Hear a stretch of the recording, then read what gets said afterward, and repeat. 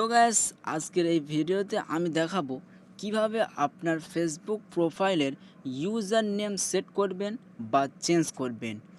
তো ভিডিও শুরু করার আগে একটা রিকোয়েস্ট, আপনি যদি আমাদের চ্যানেলে নতুন হয়ে থাকেন তাহলে আমাদের চ্যানেলটি সাবস্ক্রাইব করে পাশে থাকা বেল নোটিফিকেশনটি অন করে দিন পরবর্তী ভিডিওর নোটিফিকেশন পাওয়ার জন্য।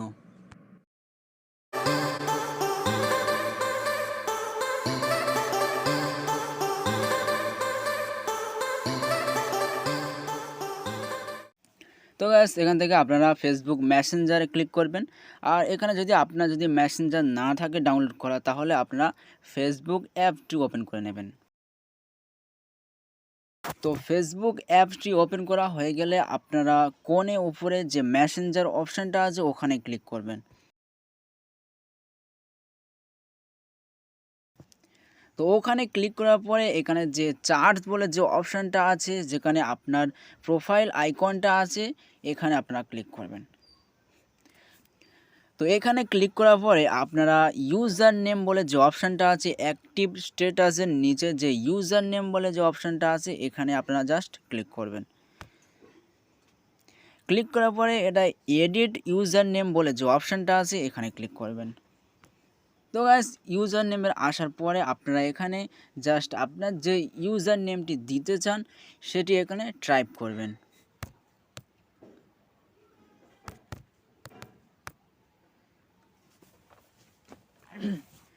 তো গাইস এখান থেকে আপনার যে ইউজার নেমটি দিচ্ছেন, যে পছন্দের ইউজার নেমটি, সেটি অ্যাপ্রুভ আছে কি না আগে সেটা আপনি যাচাই করে নেবেন। কারণ এখানে আপনার মতো অনেকে আরও ইউজার নেম দিয়েছে, আপনার যে সেম ইউজার নেম অন্য কেউ দিয়েছে, যার কারণে আপনি যদি সেই একই ইউজার নেম এখানে দেন তাহলে আপনার এখানে সেভ বাটনটি আসবে না, যার কারণে আপনার একটু ঘুরিয়ে ফিরিয়ে অন্য রকম ইউজার নেম দিতে হবে। এখানে সংখ্যা বসাতে পারেন বা অন্য কিছু বসাতে পারেন, বসিয়ে যাতে অন্য কারোর সেম ইউজারের সাথে না ম্যাচ করে সেরকমভাবে আপনারা এখানে লিখবেন। লেখার সঙ্গে সঙ্গে আপনাদের এখানে সেভ বাটনটি চলে আসবে।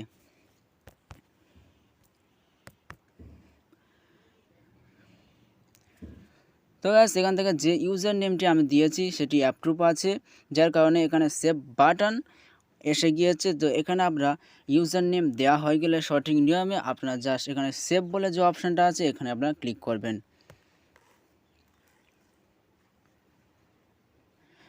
তো গাইস সেভ হয়ে গেলে আপনারা জাস্ট এখান থেকে বের হয়ে আসবেন।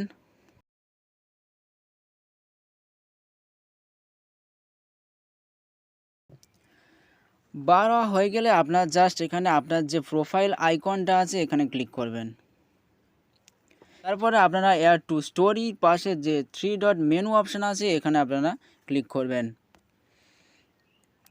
তো এখানে ক্লিক করার পরে আপনার এখান থেকে দেখতে পারবেন যে আপনার যে ইউজার নেমটি আপনি দিয়েছেন সেটি অ্যাপ্রুভ হয়েছে কিনা বা সেভ হয়েছে কিনা।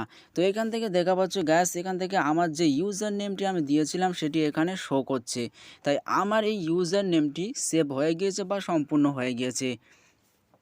তো গ্যাস এখান থেকে আপনার যদি আপনার এই ইউজার নেমটি কপি করে বন্ধুর সাথে শেয়ার করতে চান তো এখানে কপি লিঙ্ক বলে যে অপশানটা আছে এখানে ক্লিক করবেন।